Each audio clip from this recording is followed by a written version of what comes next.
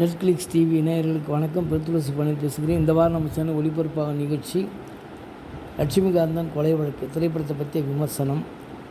இதில் வெற்றி, ரங்கராஜ் பாண்டே, பிரிகேடா, ரிஷி ஆண்டனி, சரவணன், லுலுசா பாமாரன், கன்யா பாரதி மற்றும் கவிதா பாரதி, அபிமதன், நர்மதா ஆகியோர் நடித்துள்ளனர். லட்சுமிகாந்தன் கொலை வழக்கு திரைப்படத்தை 2M சினிமாஸ் நிறுவனம் மற்றும் டி பிக்சர்ஸ் நிறுவனம் இணைந்து தயாரித்துள்ளது. விழுப்புரம் மாவட்டம் பானாம்பட்டு கிராமத்தை சார்ந்தவர் அருள்மதி. படித்துவிட்டு தகுந்த வேலை தேடி கொண்டிருக்கிறார்.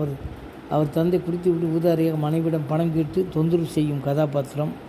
அருள்மதியின் அம்மா சூடாமணி திறமையால் அந்த குடும்பம் வாழ்ந்து கொண்டிருக்கிறது. லட்சுமிகாந்தன் ரெட்டியாரிடம் படிப்பு செலவுக்காக வாங்கிய பணத்துக்கு வட்டி கட்ட முடியாமல் ரெட்டியார் அருள்மதி குடும்பத்தை அவமானப்படுத்துகிறார். வயிற்று பசிக்கு அல்லல்படும் நிலை அருள்மதி தன் நண்பன் மூர்த்தியிடம் அரிசி வாங்க பணம் கேட்க மூர்த்தி திருடுவதற்கு சொல்லிக் கொடுக்கிறான். அதன் பிறகு மெல்ல மெல்ல திருட்டு தொழிலில் ஈடுபடும் அருள்மதி மனைவி வந்த பிறகு ரெட்டியாரிடம் அடகு வைத்த நிலத்தில் பயிரிட்டு கடனை அடைக்க எண்ணி அந்த நிலத்தை கேட்க ரெட்டியார் கொடுக்க மறுக்கிறார். பின்னர் ஒரு சூழலில் கொலைகாரனாக மாறுகிறார் அருள்மதி. அந்த கொலை செய்வதற்காக சிறையில் அடைக்கப்பட்டு தூக்கு தண்டனை விதிக்கப்பட்டு தூக்கு தண்டனை எதிர்பார்த்து கொண்டிருக்கும் அறிவின் கடந்த கால கதை எமோஷனல் கலந்து சொல்லியிருக்கும் படம் தான் லட்சுமிகாந்தன் கொலை வழக்கு. இந்த படம் ஒரு முக்கிய விவாதத்தை ஏற்படுத்துகிறது. மரண தண்டனை நிறுத்தி அதாவது உலகம் எங்கும் 150 நாடுகளில் மரண தண்டனை நிறுத்தி வைக்கப்பட்டுள்ளது. 45 நாடுகளில் மட்டுமே மரண தண்டனை நிறைவேற்றி கொண்டிருக்கிறார்கள். இந்த சூழ்நிலையில் மரண தண்டனை வேண்டுமா வேண்டாமா என்ற ஒரு புதிய விவாதத்தை இந்த படத்தின் மூலம் இயக்குனர் முன்வைத்திருக்கிறார்.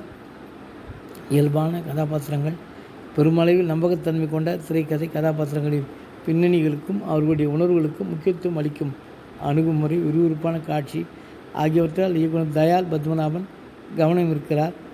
பாத்திரங்களின் பின்புலங்களை அறிமுகப்படுத்தும் விதமும் புலனாய்வுக்கு நகரும் விதமும் பார்வையாளர்களின் கவனத்தை திரைக்குள் குவிய செய்து விடுகிறது.